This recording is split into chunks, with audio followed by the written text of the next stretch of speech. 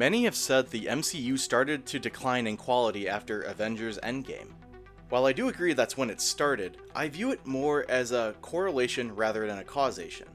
The way I see it, their credibility was lost once they started pumping out shows instead of pacing themselves every few years with a blockbuster movie. The best the Marvel shows have offered are Loki and WandaVision, but even those shows don't receive the amount of love and acclaim as the movies prior. Disney's model became shows, quantity over quality, so that they could add more exclusive content to their Disney Plus streaming service. It would really show how little they cared with shows like Secret Invasion, as well as Falcon and the Winter Soldier. However, those shows were bad for being boring and cringy. She-Hulk takes the cake for making their protagonist an insufferable character to follow. Sadly, the show didn't do her character justice.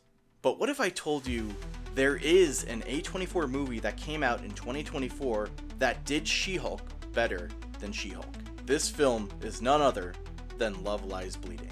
Before getting into the movie and why it's better at writing a She-Hulk character, I'd greatly appreciate you taking a few seconds to hit the like button and subscribing to the channel. It's free, simple, and helps me develop more engaging videos. Be sure to also hit that bell too so you don't miss out on upcoming content. Thank you all for the growing support, especially on my two most recent videos. Let's keep it up and try to reach 5,000 views, 100 likes, and 200 subscribers.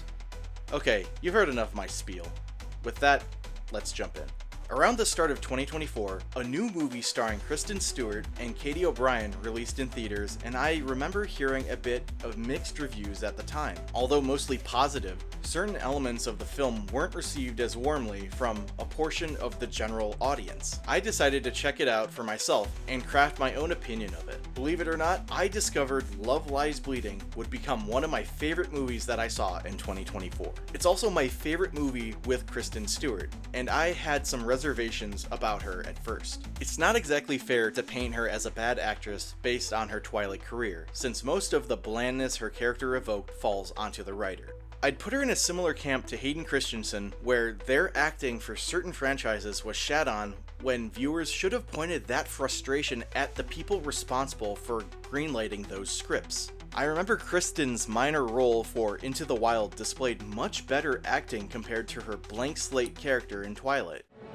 I have brought peace, freedom, justice, and security to my new empire. Hayden was labeled a bad actor for his performance as Anakin Skywalker, but I thought he was honestly phenomenal in Shattered Glass. Will you please take me to the airport? Jesus. Please, okay? You don't have to talk to me if you don't want to. It's fine.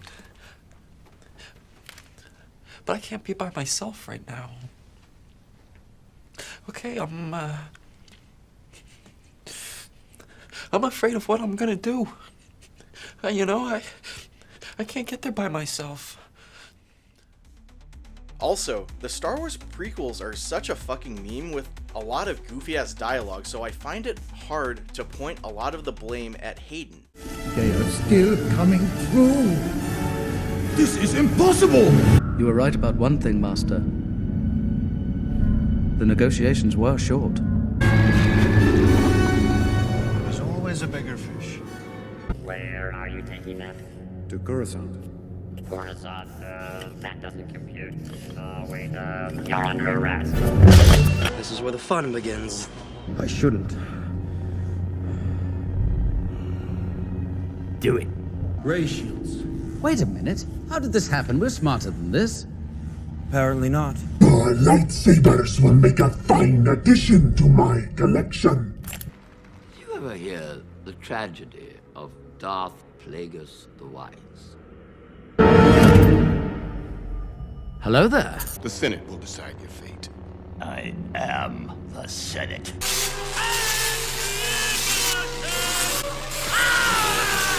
Especially when he and Ewan McGregor took the time to learn and perfect the choreography in the final fight in Revenge of the Sith. Those two went through the effort of learning and mastering all the choreography, unlike the sloppy Disney Star Wars fights we see now.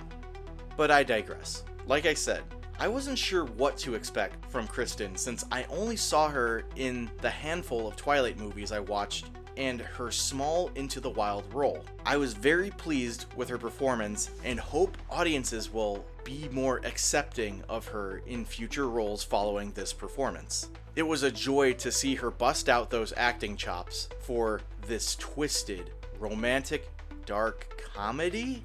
It's kind of hard to categorize this movie, but it's quite a trip.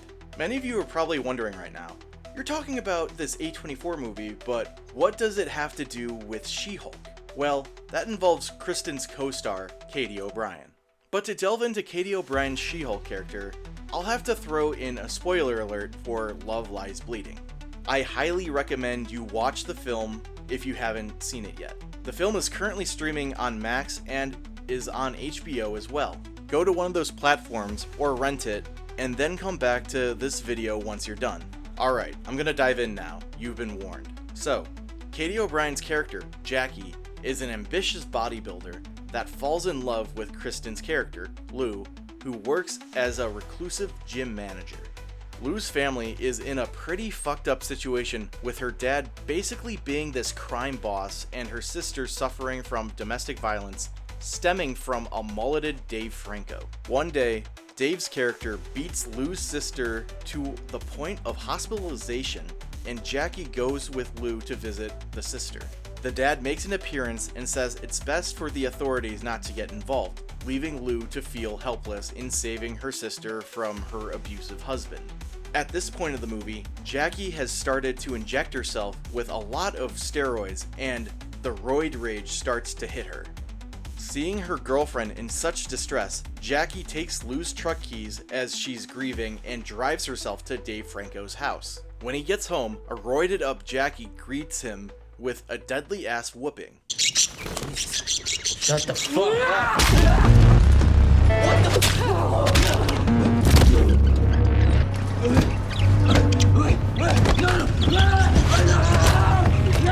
I'm sorry!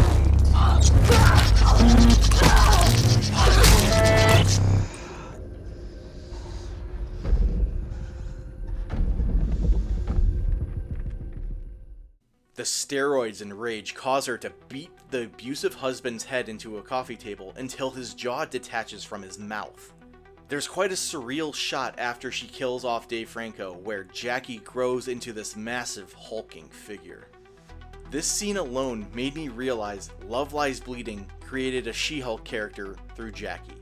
While many of the other components in the story are completely different, Katie O'Brien's journey in this film with all the steroids and her muscular physique makes it difficult not to see her as She-Hulk. I would prefer Jackie as the canon She-Hulk over the abomination we got in the Disney Plus show. I'd love to keep talking about Love Lies Bleeding, but I'm not here to summarize the whole film.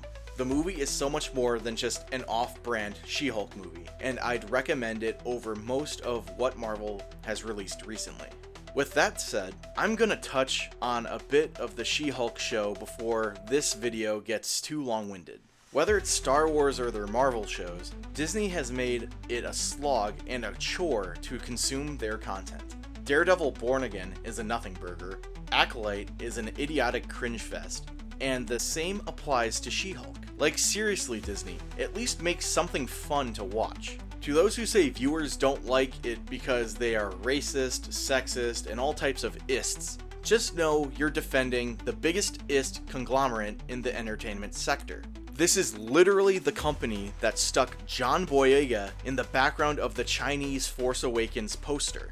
I find it quite hypocritical for Disney to preach a progressive message when they're all just a bunch of suits trying to appeal to those who mindlessly accept their slop just because they touch on the topic they agree with. They don't care about diversity and equality because if they did, it would reflect in their content being better. It's a scam, a rug pull, and the Disney apologists have fallen for it.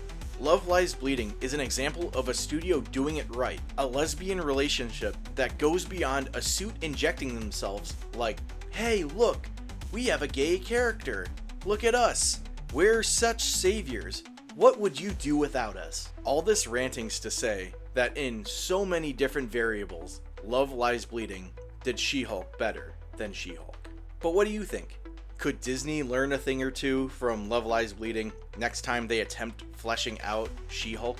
Will studios wake up from being so out of touch and finally put effort into their stories? What do you think can be done about mindless consumers holding higher standards for film and television in order to stop validating companies like Disney from churning out bland slop with their intellectual property? Be sure to tell me your thoughts in the comments below, and be sure to like, subscribe, and check out my other videos on the channel as well. Until next time.